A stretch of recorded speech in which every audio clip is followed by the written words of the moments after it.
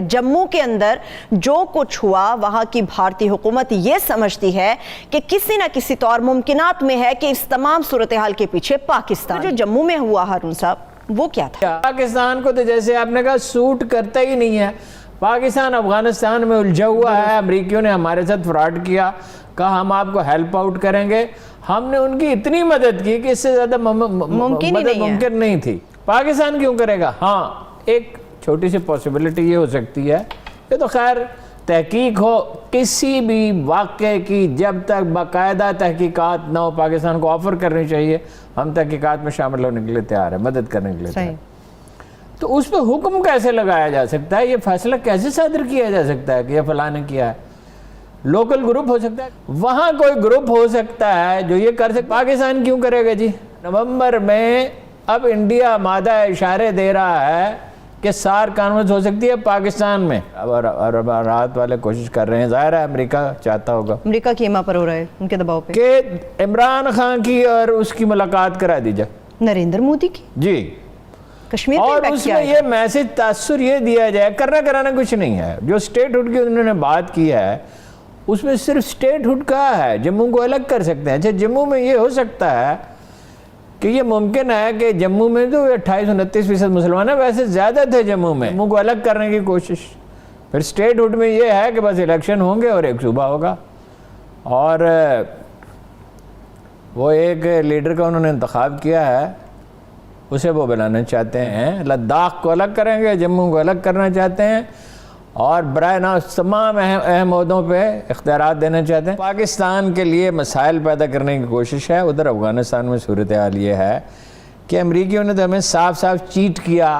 पाकिस्तान ने भारत के जम्मू एयरबेस पर किया है ड्रोन अटैक, ड्रोन से हमला। ये हमला टारगेट कर रहा था जो हमारे जम्मू के एयरबेस में जो हमारे एयरक्राफ्ट थे MI-17 टाइप, उन एयरक्राफ्ट पर हमला किया था, लेकिन वो सक्सेसफुल नहीं हुआ। एक बॉम्ब कहीं खाली जगह पर गिर गया, दूसरी बॉम्ब एक छत पर गिरा, जिसमें एक छत पर छेद हो गया।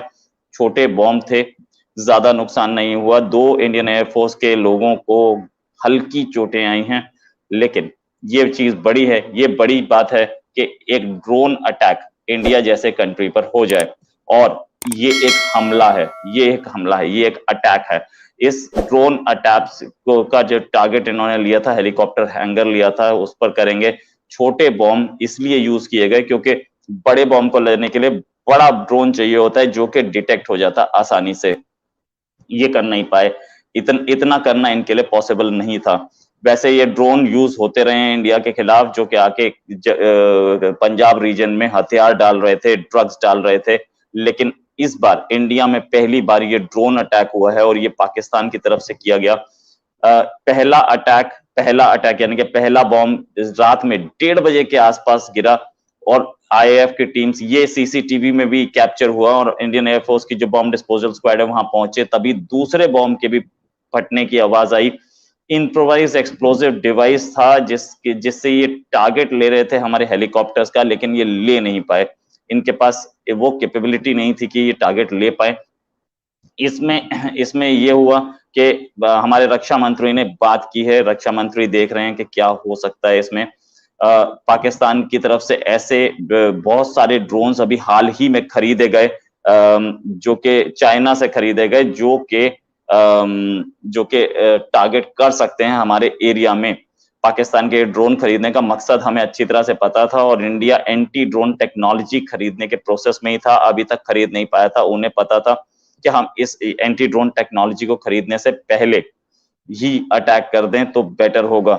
और ये एक और चीज ये है कि ये जो अटैक है एक ऐसे टाइम पर आया है जब जम्मू कश्मीर में पीस प्रोसेस, जम्मू कश्मीर में डेमोक्रेटिक प्रोसेस शुरू हो चुका है। प्राइम मिनिस्टर की ऑपोजिशन से मीटिंग हुई है, और उस मीटिंग में इलेक्शंस कराने के बारे में बात हुई थी। इंडिया अभी कुछ ही दिनों में, इंडियन नेवी ने इससे पहले anti drone system smash 2000 plus खरीदा था इजराइल से, और जल्दी ही हमारे पास दूसरे ड्रोन को डीएक्टिवेट, ड्रोन को पकड़ के उनको न्यूट्रलाइज करने वाले दूसरे भी इक्विपमेंट्स आ जाएंगे। लेकिन उससे पहले ये अटैक, ये एक ये खुली चुनौती दी है उसने इंडिया को, जिसका जवाब इंडिया बहुत बखूबी देना जानता है, इसमें कोई शक नहीं। पाकिस्तान अपनी कैपेबिलिटीज भूल रहा है, शायद पाकिस्तान ये भूल रहा है कि वो अभिनंदन के टाइम पे कैसे घुटने टेके थे उसने,